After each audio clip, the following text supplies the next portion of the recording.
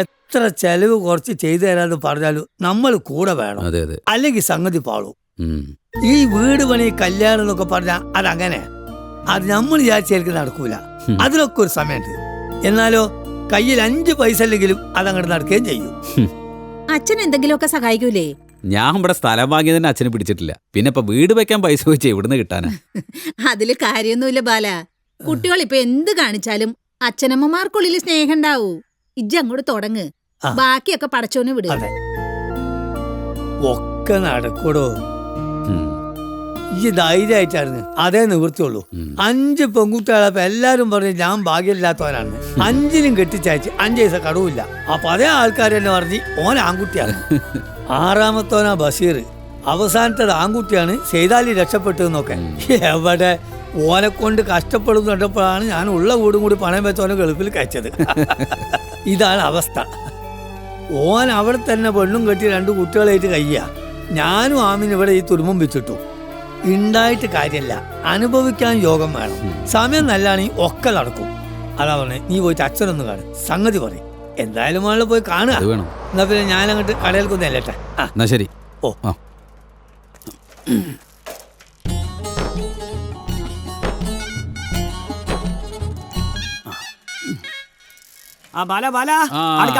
അന്നെ ഒന്ന് കാണാൻ വേണ്ടി നിൽക്കുക. എന്താണാവോ? നമ്മൾ എന്റെ അയൽവാസിയാണല്ലോ. അതെ. അതുകൊണ്ട് തന്നെ അന്റെ ഭാഗത്ത് എന്തെങ്കിലും തെറ്റ് കണ്ടാല് അത് ചൂണ്ടിക്കാണിക്കാനുള്ള ഉത്തരവാദിത്തം ഞമ്മക്കുണ്ട്. അതുകൊണ്ട് ചോദിച്ചോ. അന്നെ പറ്റി ശരിയല്ലാത്ത കുറച്ച് കാര്യങ്ങൾ നമ്മൾ കേട്ടിട്ടുണ്ട്. എന്താപ്പത്? അതായത് ഈ സ്കൂളിലെ പണി കഴിഞ്ഞാല് ബാക്കിയുള്ള സമയം വേറെന്തൊക്കെയോ പണിക്ക് പോയി കളയാന്നൊരു ന്യൂസ് നമ്മൾ കേട്ടു. ശരിയാ? അതിനെന്താ കുഴപ്പം? അതിനെന്താ കുഴപ്പമൊന്നോ? അതിന് ഇത്ര അതുപ്പരിച്ചു പോയ ബാല. എന്തിനാണ്ട് പോത്ത് നയിക്കണ പോലെ ഇങ്ങനെ നയിക്കണേ? അനക്ക് ആ നേരം കൊണ്ട് എന്തെങ്കിലും ചിന്തിച്ചൂടെ? എന്തൊക്കെ കാര്യങ്ങൾ നമ്മൾ ദുനിയാവിൽ ചിന്തിക്കാൻ? എന്ത് ചിന്തിക്കാൻ? എന്തൊക്കെ കാര്യങ്ങളുണ്ട് ചിന്തിക്കാൻ? സുക്കൂറേ, ഈ ചിന്തിക്കണ പോലെ ഞാൻ ചിന്തിച്ചാലേ എന്റെ കുടുംബം പട്ടിണിയാവും. അതുപോലെ എന്റെ കുടുംബത്തിൽ എന്റെ ഭാര്യ ചിന്തിച്ചുകൊണ്ടിരുന്ന ഈ പട്ടിണിയാവും.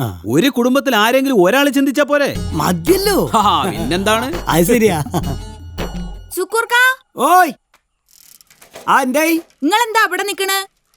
വന്നി വെള്ളത്തിലിട്ട് അരിയാട്ടി തന്നെ. അല്ല, അതിപ്പോ ഇന്നെ ആട്ടണോ? ആട്ടണം. അപ്പൊ ബാല ഓൻ പോയോ? അല്ല, ഓൻ പറഞ്ഞതിലൊരു കാര്യം ഉണ്ടല്ലോ, ആ ചിന്തിക്കാനുള്ളൊരു വകയുള്ളതാ. ഇന്നത്തെ ചിന്ത അതാവട്ടെ. അരിപ്പോ നാളെ ആട്ടാലോ.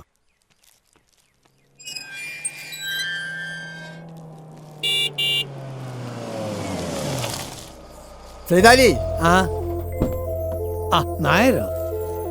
എന്താ പിന്നെ? എന്താ ഇവിടെ വരി കേറിയിരിക്കേ? വേണ്ടടോ, കുറച്ച് തിരക്കുണ്ട്. കുറച്ച് ദിവസം ഞാൻ തന്നെ ഒന്ന് കാണുന്ന കരുതി ഇരിക്കായിരുന്നു. തന്റെ ഒരു ചങ്ങാതി ഉണ്ടായിരുന്നല്ലോ, എന്തായിരുന്നു അയാളുടെ പേര്? നമ്മുടെ വീട് വാടകയ്ക്ക് കൊടുത്തില്ലേ? ബാലൻ. ബാലനെ കണ്ടാലേ താനൊരു കാര്യം സൂചിപ്പിക്കണം. 5-6 മാസം കഴിയുമ്പോ കുട്ടികളൊക്കെ നാട്ടിലേക്ക് വരിക. അതിനു മുമ്പ് വീട് ഒഴിഞ്ഞു വരേണ്ട കാര്യം താനെന്ന് ഓർമ്മിപ്പിച്ചാൽ അവര് വന്നാൽ തങ്ങനെ സ്ഥലമാണത്. അല്ല, സമയണ്ട്, വരുമ്പോഴേക്ക് മതി. ഞാൻ പറഞ്ഞേ ഉള്ളൂ. അല്ല, എന്തായി തന്റെ മോന്റെ വിവരങ്ങളൊക്കെ? വിളിക്കാറുണ്ടോ? ഓ, ഇടക്ക് വല്ലപ്പോഴൊക്കെ. എന്നാ പിന്നെ ഞാനിനി നിൽക്കുന്നില്ല കേട്ടോ. പാതിര വരെ ലൈറ്റ് ഇങ്ങനെ കത്തിച്ചോണ്ടിരുന്ന ബില്ല് കൂടൂട്ടോ ബാലേട്ടാ. അതെ, ഞാനൊരു കാര്യം ആലോചിക്കുക. അച്ഛൻ്റെ അടുത്ത് പോയിട്ടൊന്ന് വിവരം പറയണ്ടേ? പിന്നെ പറയണ്ടേ. കൂട്ടത്തില് വീട് പണിക്ക് എന്തെങ്കിലും സഹായിക്കാൻ പറ്റുന്നൂടെ ചോദിക്കാല്ലേ? അത് വേണോ? ഈ സ്വന്തക്കാരും ബന്ധുക്കാരൊക്കെ സഹായം വേണ്ടത് ഇത്തരം സന്ദർഭത്തിലല്ലേന്നാ സെയ്താലിക്ക പറയണം. അല്ലാതെ ഇപ്പൊ നമ്മുടെ കയ്യിലുള്ളോട് മാത്രം വീട് പണി തീരില്ലല്ലോ. തരാച്ച തരട്ടേനേ, ഇല്ലെങ്കിൽ വേണ്ട. ബുദ്ധിമുട്ടാവുച്ച ഇപ്പൊ തുടങ്ങണ്ടാന്നേ. അല്ല, വീട് കൂടാണ്ട് കഴിയില്ലല്ലോ. ദിവസേന മെറ്റീരിയൽസിന്റെ വില കൂടിക്കൊണ്ടിരിക്കുകയാണ്. ഒരു ദിവസം നേരത്തെ ആയി അത്രയും നല്ലത്.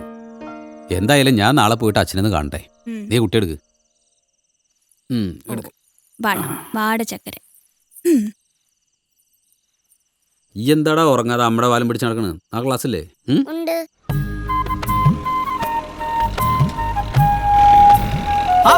ഹലോ. രവി, നീ നാട്ടിലൊക്കെ ഉണ്ടോ? എന്താണ് മാഷേ? ഹലോ, നീ എന്നാ അമേരിക്കന്ന് വന്നത്? ഞാൻ വന്നിട്ട് കുറച്ച് നാളായി. ആണോ? ഓ, നിന്റെ നിറൊക്കെ അങ്ങ് പോയി. സൗന്ദര്യത്തിലൊന്നും ഒരു കാര്യമില്ല മോനെ. ആരോഗ്യം, മനസ്സമാധാനം, അതാണ് പ്രധാനം. വരുമ്പോ എന്തെല്ലാം അസുഖങ്ങളായിരുന്നു. പ്രഷർ, കൊളസ്ട്രോള്, ഷുഗർ എന്ന് വേണ്ട സകല ഭണ്ഡാരങ്ങളും ഉണ്ടായിരുന്നു. ഒക്കെ കത്തിച്ച് കളഞ്ഞില്ലേ? മരുന്നുമില്ല, മന്ത്രവുമില്ല. ആ അമേരിക്കയിലെ നല്ല ഒന്നാം തരം ജോലിയും കളഞ്ഞ് നീ ഇവിടെ ട്രാക്ടർ ഓടിച്ച് നടന്നോ? എന്നാലും കൃഷിയോണ്ടൊക്കെ ഇന്നത്തെ കാലത്ത് ഒരു കൃഷിക്കാരന്റെ മകനായ നീ തന്നെ ഇത് പറയണം. എടാ 3 പശുക്കളുണ്ടെങ്കിൽ ഒരു കുടുംബത്തിന് അന്തസ്സായിട്ട് ജീവിക്കാൻ. ഓ പിന്നെ കൃഷി പോലെ ഇത്ര സുന്ദരമായൊരു ജോലിയുണ്ടോ? ഇത്തിരി കറക്കും, ദേഹത്ത് ഇത്തിരി മണ്ണും പറ്റും. എന്നാലെന്താ, വിഷമില്ലാത്ത നല്ല ഭക്ഷണം കഴിക്കാം, നല്ല ആരോഗ്യവും. രവി, നീ ആളാകെ മാറിപ്പോയിട്ടോ. നിന്റെ അച്ഛനാ ഗുരു. ആ കൊള്ളാം. രാജ്യമായ രാജ്യം മുഴുവൻ കറങ്ങി അവസാനം പറ്റിയ ആളുടെ കയ്യിലാ നീ വന്നുപെട്ടത്. നിനക്ക് വേറെ പണിയില്ല. അത് നിനക്ക് നിന്റെ അച്ഛനെ നന്നായിട്ട് അറിയാത്തോണ്ടാ. നീ എന്താ വിചാരിച്ചത് മൂപ്പരൊരു തുക്കട കൃഷിക്കാരനാണെന്നോ? പുള്ളിക്കാരനൊരു അഗ്രികൾച്ചർ യൂണിവേഴ്സിറ്റിയാടാ. വയ്യെങ്കിൽ ഒരു ഭാഗത്തിരുന്നോളി. താനാ കൊയ്ത്ത് മിഷന്റെ കാര്യമൊക്കെ ശരിയാക്കി? അതൊക്കെ ഇന്നലെ ശരിയാക്കി. ആ ഭാഗ്യം. ഇങ്ങോട്ട് വാരി നിറച്ചൂടാത്. നിങ്ങൾ എന്ത് ഭാവിച്ച ഈ വെയിൽ മുഴുവൻ കൊള്ളാൻ നിൽക്കണേ? ഇന്നലെ കുറച്ചതൊന്നും ഓർമ്മയില്ലേ? ഒക്കെ ഓർമ്മയുണ്ട്. ഇനി നീ കിടന്ന് കുറയ്ക്കണ്ട. ഇത്തിരി കഞ്ഞിവെള്ളം കിടക്ക്. ഒന്നും പറയാൻ നിവർത്തിയില്ല.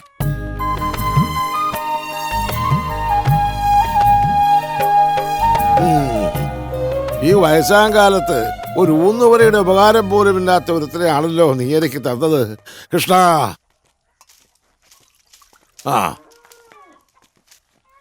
ആ എന്താണ്? 100 ആയസ അച്ഛൻ്റെ മകനെ പറ്റി ഇപ്പൊ പറഞ്ഞോളൂ. ആയുസ് നിങ്ങളെടുത്തോളിയും, മറ്റേത് അച്ഛനും മകനും തമ്മിലുള്ള മനപ്പൊരുത്താണ്. അല്ല, കൃഷിയൊക്കെ ഭംഗിയായിട്ട് നടക്കണില്ലേ? ഭംഗിയായിട്ട് നടക്കാൻ ആരെങ്കിലും കൃഷി ചെയ്യോ ബാല?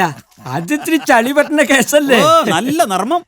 ഏട്ടാ, നിങ്ങൾ തുമ്പ പിടിച്ചില്ലായിരുന്നുണ്ടല്ലോ, പേന പിടിച്ചേനെ. പേനൊന്നും പിടിക്കണ്ടേ? പേന പിടിച്ചവരൊക്കെ അരി മേടിക്കാൻ കാശിലാണ് ഇപ്പൊ തൂമ്പ പിടിക്കുക. വല്ലാത്ത ടീമാണ്. നിനക്ക് അവളെ കുട്ടികളെയും കൂടെ കൂട്ടായിരുന്നില്ലേ ബാല? ഓ, ഈ തിരക്കിനിടലല്ലേ? എന്താ തിരക്ക്? അത്രയ്ക്ക് തിരക്കായിരുന്നെങ്കിൽ ഈ 2-3 മണിക്കൂർ യാത്ര ചെയ്ത് നീ വന്നേങ്ങനെയാ? സെന്റിന് 1-1.5 ലക്ഷം രൂപ മുടക്കി ടൗണിൽ സ്ഥലം വാങ്ങിയതേ മണ്ടത്തരം. 8 സെന്റ് സ്ഥലത്തിന് കൊടുത്ത പണം കൊണ്ട് ഇവിടെ 3 ഏക്കർ പൊന്നു വിളയുന്ന മണ്ണ് വാങ്ങാം. ഇനി ഇല്ലാത്ത പണം കൊണ്ട് ഒരു വീടും. എത്രയെന്ന് വെച്ചാണ് ആ വാടക വീട്ടിൽ കുട്ടികളെ കൊണ്ട് കഴിയുക? ആരും പറഞ്ഞില്ലല്ലോ. നിനക്ക് കിട്ടുന്ന തുച്ഛമായ വരുമാനം കൊണ്ട് മര്യാദയ്ക്കൊരു കുടുംബം കഴിഞ്ഞു പോകാൻ പറ്റുമോ? അതും അത്രയും ദൂരെ. അതിന്റെ കൂടെ ഒരു വീട് പണി. പിന്നെ ഈ വീടാർക്കാ? പറഞ്ഞാ കൂടിപ്പോവും. നിങ്ങളൊന്നും മിണ്ടാണ്ടിരിക്കുന്നുണ്ടോ? അവൻ വന്നു കയറിയതല്ലേ ഉള്ളൂ, അപ്പോഴേക്കും തുടങ്ങി. അല്ല, നീ നിന്റെ ഇഷ്ടത്തിന് ചെയ്തോ? ഒക്കെ സ്വന്തം കീശയിലെ കാശുണ്ടെങ്കിൽ, അല്ലാതെ എന്നെ കണ്ടോണ്ട് എടുക്കണ്ട. കുറച്ചുകൂടെ കഴിക്കും മോനെ. മതി. നീ ഇവിടെ ഇല്ലാത്തതിന്റെ വിഷമ ഈ ദേഷ്യവും വഴക്കുമൊക്കെ. ആ ഓ അച്ഛനെ നിനക്കറിഞ്ഞൂടെ? എന്തൊക്കെയാണെങ്കിലും അച്ഛന്റെ എല്ലാ അനുഗ്രഹവും നിനക്കുണ്ടാവും. അനുഗ്രഹം ഉണ്ടായ വീട് വെക്കാൻ പറ്റുമോ അമ്മേ? ചേടാ, ഇത് തന്നെയാ നിന്റെ കുഴപ്പം. മിണ്ടിയ തർക്കുത്തരേ പറയൂ. ചെറുപ്പം മുതലേ ഇങ്ങനെയാ. എന്തെങ്കിലും ഒരു കാര്യത്തിന് കിട്ടിയിട്ടുണ്ടോ നിന്നെ? സ്വന്തം കാലേ നിൽക്കാറായപ്പോ ഇഷ്ടപ്പെട്ട പെണ്ണിനെയും കെട്ടി നീ അങ്ങ് സ്ഥലം വിട്ടു. ഓ, എപ്പ വന്നാലും ഇങ്ങനെ ഓരോന്ന് പറഞ്ഞോണ്ടിരിക്കും. എന്താ പറഞ്ഞേ? ഒന്നുമില്ല. അതെ, വീട് വെക്കാനുള്ള കാശൊക്കെ ആയോ നിനക്ക്? കുറച്ച് പൈസ എന്റെ കയ്യിലുണ്ട്. പിന്നെ അവളുടെ സ്വർണ്ണം ഉണ്ടല്ലോ. ബാക്കി എന്താ വേണ്ടതെന്ന് എനിക്കറിയില്ല. ഈ ഒരു കാര്യം ചെയ്, ആദ്യം പോയി ഒരു ജോത്സ്യനെ കാണാം. ബാക്കി പൈസ ജോത്സ്യം തരുമോ? ഇത് തുടങ്ങുന്നുണ്ട് കിട്ടും. അല്ലാതെ ഒക്കെ ജോത്സ്യന്മാരെ ഏജന്റുകളാ.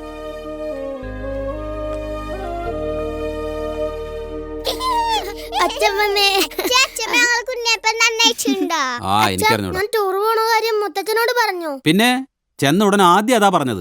അപ്പൊ മുത്തശ്ശൻ അകത്ത് പോയിട്ടേ അലമാര തുറന്നിട്ട് 5000 ഉറുപ്പിക എടുത്തു തന്നിട്ട് പറഞ്ഞു, നാ ഇത് കൊണ്ടുപോയിട്ട് സേതുപോന് കൊടുക്കുന്ന്. ആ പൈസ എടുത്തു തരട്ടെ ഞാന്. അല്ലാതെ പിന്നെ അവന്റെ ടൂറിന്റെ കാര്യം പറയാനല്ലേ ഞാൻ പോയത്. ഒരത്യാവശ്യ കാര്യത്തിന് അച്ഛൻ്റെ അടുത്ത് ചെന്ന അച്ഛനെ പോലെ ഒരു പിശുക്കുണ്ടാവില്ല ലോകത്തില്. തൊഴുത്ത് പണിയണം, വളം ഇറക്കണം, പണിക്കാർക്ക് കൂലി കൊടുക്കണം, ഒരു 100,000 കാര്യങ്ങളും എടുത്തിട്ട് മുമ്പിലേക്ക്. പിന്നെ അങ്ങോട്ടൊന്നും പറയില്ലല്ലോ. തുടങ്ങി. എപ്പോ പോയി വന്നാലും ഈ കുറ്റം പറച്ചില്ല. അല്ലാതെ പിന്നെ ഒറ്റ മകനേ ഉള്ളൂ. അതിനെങ്ങനെ മകനേക്കാ സ്നേഹം മണ്ണിനോട്. കർഷകശ്രീ അവാർഡും വാങ്ങി കൃഷി കെട്ടിപ്പിടിച്ച് കഴിയട്ടെ. ഇതിനൊക്കെ സപ്പോർട്ട് ചെയ്യാൻ അമ്മയും. അനുഗ്രഹം ഉണ്ടാവും അത്ര. അതുണ്ടായ പിന്നെ എല്ലാം ആയല്ലോ.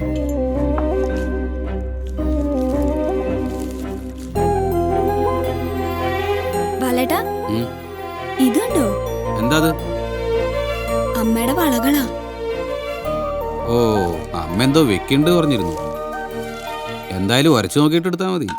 ഒന്ന് പോ ബാലേട്ടാ. എന്നാ പിടിച്ചോ.